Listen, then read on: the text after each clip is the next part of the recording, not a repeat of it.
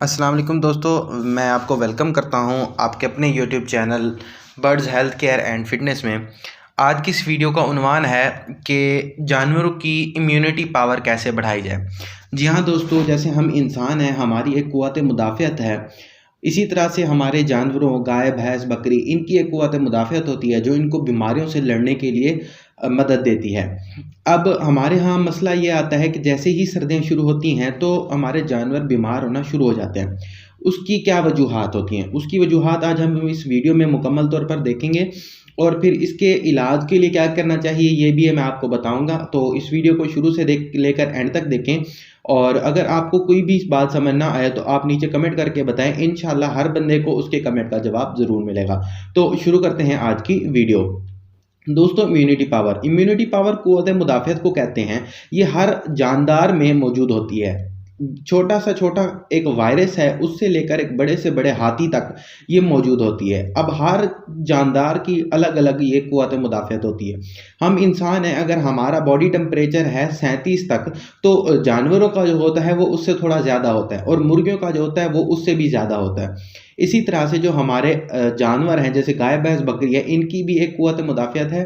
ان کو جب ٹمپریچر ان کو ٹھیک نہ ملے، جب ان کو خوراک ٹھیک نہ ملے، اور جب ان کے اندر کوئی ایکسٹرنل وائرس آ جائے باہر سے، تو ان کے مسائل پیدا ہوتے ہیں، ان کی بیماریاں شروع ہو جاتی ہیں۔ اب وہ بیماریاں کیسے ہوں گی؟ آپ کا جانور دیکھنے میں بہت ہٹا گٹا ہوگا، لیکن اس کے اندر طاقت نہیں ہوگی، وہ کھڑا نہیں ہو سکے گا، وہ صحیح طرح سے کھڑا نہیں ہو سکے گا، چل نہیں سکے گا، یا اس کی ٹانگیں جو ہوں گی وہ لڑکھڑائیں گی۔ ایک یہ، اور دوسرا یہ کہ آپ کا جانور بالکل کمزور ہے۔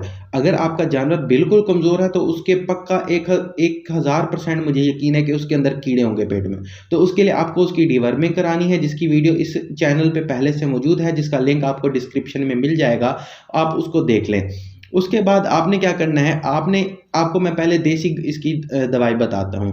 دیسی دوائی اس کی یہ ہے کہ آپ نے کوشش کریں کہ جو چارہ ہے اس میں ہرا چارہ زیادہ استعمال کریں، خشک چارے سے پرہیز دیں، لیکن وہ زیادہ مقدار میں نہ دیں۔ کیوں؟ اگر آپ اس کو زیادہ مقدار میں دیں گے تو اس کے اندر وہ منرلز اور وائٹامنز نہیں ہوتے جو ہرے چارے میں ہوتے ہیں، جس کی وجہ سے اس کی امیونٹی کم ہو سکتی ہے اور وہ بیمار ہو سکتا ہے۔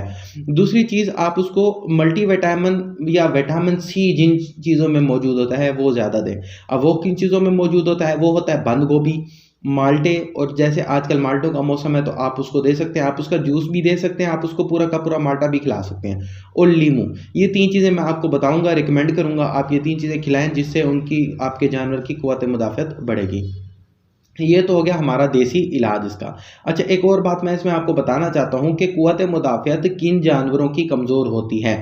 اب وہ علاقے جہاں پر ایک جیسا موسم رہتا ہے، جیسے فار ایگزامپل مری ہو گیا یا اسلام آباد ہو گیا، جہاں پر سردی بہت زیادہ پڑتی ہے اور سارا سال پڑتی ہے، تو وہاں پہ جو جانور ہوں گے ان کی جو قوت مدافعت ہوتی ہے وہ کافی کم ہوتی ہے۔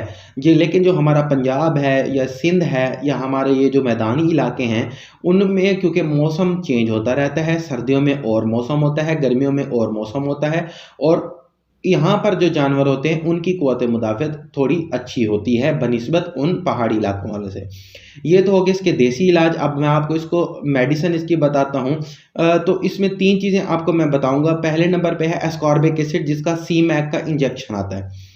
اب یہ انجیکشن آپ نے اگر 30 کلو گرام کا جانور ہے تو 1 ml آپ نے اس کو لگانا ہے۔ مثال کے طور پر اگر آپ کا جانور ہے، یہ آپ نے اندازہ لگانا ہے کسی سے بھی، کسی ڈاکٹر سے پوچھ کے، 60 کلو کا ہے، 90 کلو کا ہے، تو اس حساب سے آپ نے 90 کلو کا ہے تو 3 ml، 60 کلو کا ہے تو 2 ml، اور 30 کلو کا ہے تو 1 ml۔ اگر 15 کلو کا ہے تو آدھا ml آپ اس کو لگا سکتے ہیں۔ اور کیسے لگانا ہے انجیکشن، اس کی الگ سے ایک ویڈیو بنا کے آپ کو بتا دیا کروں گا، یا آپ کو کسی ڈاکٹر کی موجودگی میں آپ یہ انجیکشن لگوائیں تو وہ زیادہ اچھا ہوگا۔ اس کے بعد ایک اور ہے لیوومائکول انجیکشن۔ اب یہ بھی اچھا انجیکشن ہے، اسکاربک ایسڈ سے اس میں زیادہ مقدار میں ڈوزیج ہوتی ہے، تو یہ آپ کو یہ بھی اسی طرح سے آپ کو 30 کلو گرام پہ 1 ml دینا ہے، لیکن یہ آپ کو مہینے میں 1 بار لگانا ہے۔ یہ 2 انجیکشن ہیں، ان دونوں میں سے کوئی سا بھی ایک آپ لگا سکتے ہیں۔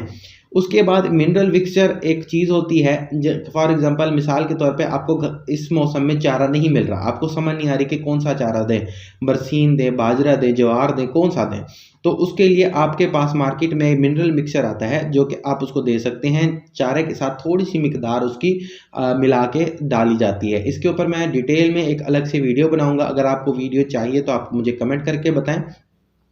आप ये सारी चीज़ें फॉलो करें, आप इनके ऊपर अमल करें, इंशाल्लाह आपके जानवर की इम्यूनिटी स्ट्रांग हो जाएगी और आपको आए रोज़ डॉक्टर की ज़रूरत नहीं पड़ेगी कि आपका जानवर बीमार है, उसको नज़ला हो गया है, खांसी हो गई है, वो आज उसका थन उसका कटा हुआ है, या आज उसका दूध कम है, या उसकी टांगें खड़खड़ा रही हैं, या कुछ भी ऐसा मसला है, बुखार वगैरह। तो ये इंशाल्लाह ये आप तरीका इस्तेमाल करें, आपके जानवर बिल्कुल सेहतमंद हो जाएंगे। तो ये थी आज की वीडियो। अगर आपको वीडियो अच्छी लगी हो तो इस चैनल को सब्सक्राइब कर दें और लाइक करके हमें बताएं कमेंट में कि आपको वीडियो से फ़ायदा होता है या नहीं। मिलते हैं आपसे अगली वीडियो में, तब तक के लिए अल्लाह हाफिज़।